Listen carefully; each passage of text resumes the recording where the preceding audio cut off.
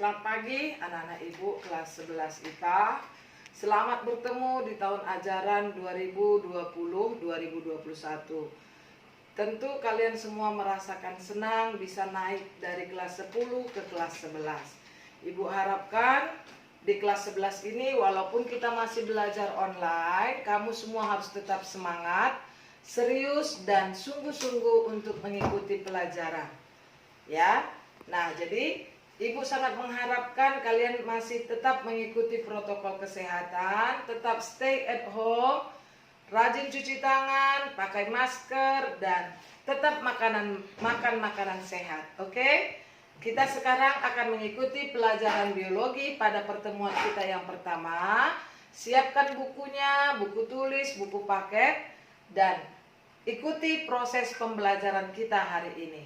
Oke, selamat pagi dan selamat belajar.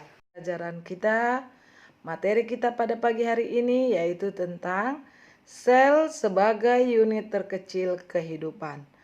Nah, di sini kita akan mempelajari tentang konsep tentang sel. Konsep tentang sel ini kita akan belajar tentang sejarah penemuan sel. Nah, nanti kita akan mempelajari beberapa ahli-ahli biologi yang mengemukakan tentang sejarah penemuan sel. Lalu kita akan mempelajari komponen kimia penyusun sel. Nah, di sini yang pertama sekali yaitu kita belajar tentang sejarah dan teori sel. Yang pertama sekali menemukan sel adalah Robert Hooke, kebangsaan Inggris, lewat mikroskopnya yang sangat sederhana. Dia menggunakan sayatan gabus. Lalu datanglah Antony van Leeuwenhoek. Lewat mikroskop sederhana, mereka menyatakan bahwa benda aneh pada air rendaman jerami. Nah, ini mikroskop yang digunakan oleh Robert Hooke untuk mengamati sayatan tipis pada gabus. Gabus itu bukan ikan ya nak, tapi gabus itu batang tumbuhan ya. Nah, jadi datanglah Matthias Scladen dan T. Schwann. Mereka menyatakan semua kehidupan tersusun atas sel, di mana mereka menyatakan bahwa sel itu ada yang uniseluler dan ada yang multiseluler. Artinya kalau uniseluler dia bersel satu, multiseluler dia bersel banyak.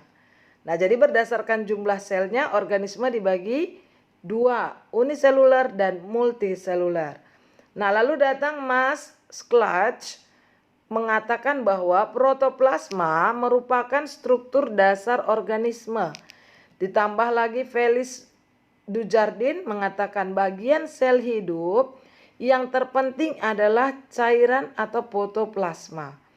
Nah, Johannes Purkinje mengatakan bahwa protoplasma adalah cairan hidup yang terdapat di dalam sel hidup.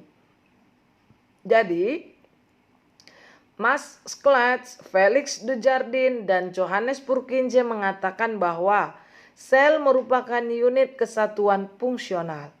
Nah, lalu muncul Rudolf Virchow mengatakan omnicellula cellula. Setiap sel berasal dari sel sebelumnya. Maka mereka menyatakan teori sel merupakan unit pertumbuhan. Nah, akibat perkembangan secara teknologi, maka teori sel merupakan unit hereditas. Nah, sekarang kita memasuki komponen kimiawi penyusun sel.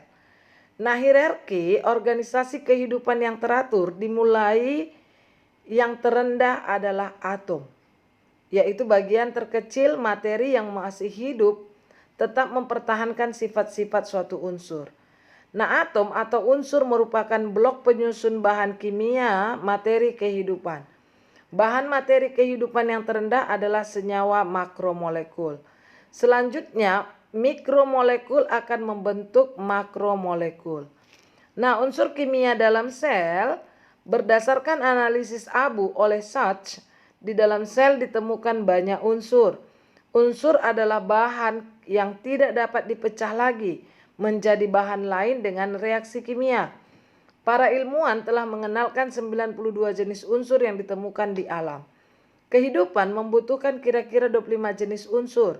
Unsur tersebut dapat dibedakan menjadi 3 kelompok, yaitu unsur makro, ini unsur utama atau unsur dalam jumlah besar. Unsur mikro, unsur yang dibutuhkan dalam jumlah kecil, dan unsur tambahan. Nah, unsur makro adalah unsur yang ditemukan dalam jumlah yang besar di dalam sel. Unsur mikro adalah unsur yang ditemukan dalam jumlah sedikit di dalam sel, sedangkan unsur tambahan adalah unsur yang ditemukan di dalam sel-sel tertentu. Nah, ini kamu perhatikan tabel unsur kimia dalam sel. Nah, di situ kan nampak kelihatan mana yang termasuk unsur makro dan mana yang termasuk unsur mikro. Ya. Nah, senyawa penyusun sel, senyawa anorganik dan senyawa organik. Nah, senyawa anorganik, senyawa yang tidak mengandung unsur karbon, kecuali senyawa yang mengandung ion karbonat, oksida, atau sulfida karbon. Senyawa anorganik penyusun protoplasma antara lain sebagai berikut, yaitu asam misalnya HNO3, basa misalnya NaOH dan KOH. Garam-garam mineral misalnya NaCl, CaSO4 atau kalsium sulfat, MgCl2, KH2PO4, NaHCO3, NH4H2PO4 dan lain-lain.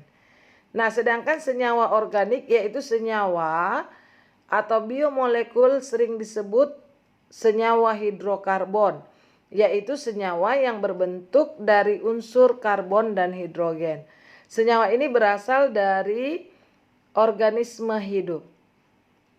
Nah, yang selanjutnya, mikromolekul adalah biomolekul yang berukuran kecil dibangun dari unsur-unsur. Contoh mikromolekul adalah asam amino, asam lemak, nukleotida, dan glukosa. Senyawa makromolekul berukuran besar dibentuk dari polimer senyawa mikromolekul. Nah, senyawa makromolekul, perhatikan senyawa makromolekul tadi dalam sel antara lain karbohidrat, protein, lemak, dan asam nukleat. Jadi karbohidrat dibangun oleh unsur karbon, hidrogen, dan oksigen. Jadi unsur kimianya karbon itu, glukosa itu atau karbohidrat adalah C6H12O6.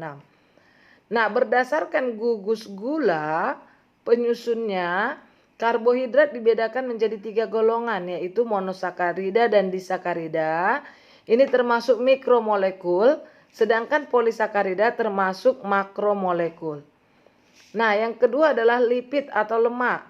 Lipid meliputi beberapa jenis senyawa, seperti lemak, fosfolipid, steroid, lilin, kolesterol, dan pigmen-pigmen tertentu. Berdasarkan susunan kimianya, lemak dibagi menjadi 3, yaitu lemak sederhana, lemak campuran, dan lemak turunan. Nah, selanjutnya protein.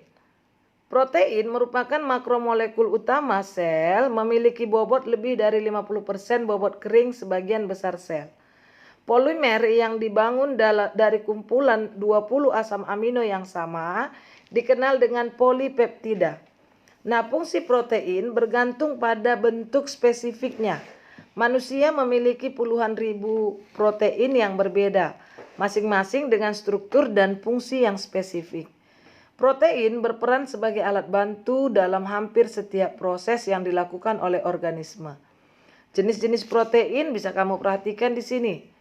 Ya, ada protein struktural, cadangan, transport, hormonal, reseptor, kontraktil, dan pertahanan, serta enzimatis. Nah, yang berikutnya, senyawa asam nukleat merupakan makromolekul yang berupa polimer disebut polinukleotida. Tipe asam nukleat ini ada 2, RNA dan DNA. RNA adalah asam ribonukleat, sedangkan DNA asam deoksiribonukleat. Nah, setiap polinukleotida terbangun dari monomer-monomer yang dikenal dengan istilah nukleotida. Setiap nukleotida tersusun atas 3 komponen utama, yaitu basa nitrogen, gula, dan gugus fosfat. Nukleotida yang tidak mengandung gugus fosfat disebut nukleosida.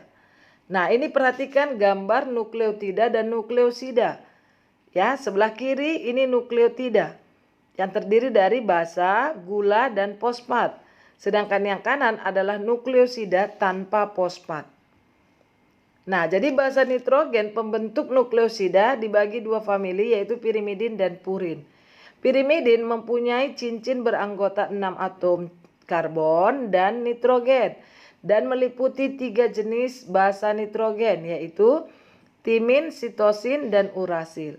Sedangkan purin berukuran lebih besar dari pirimidin, terbentuk dari cincin beranggota 6 yang menyatu dengan cincin beranggota 5. Purin meliputi 2 jenis, yaitu adenin dan guanin. Ini nanti akan lebih lengkapnya kita pelajari di kelas 12, ya. Nah, gula pentosa. Ini kalau gula pentosa ini, kalau RNA namanya ribosa.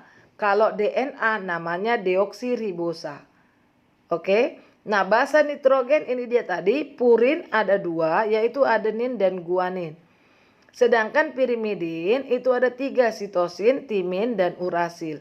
Jadi kalau pada DNA, sitosin dan timin. Sedangkan pada RNA, sitosin dan urasil. Ini lebih jelasnya nanti kita pelajari di kelas 12. Oke, sampai sini pertemuan kita hari ini. Minggu depan kita lanjutkan. Selamat belajar dan tetap semangat. Selamat pagi. Salam sehat selalu.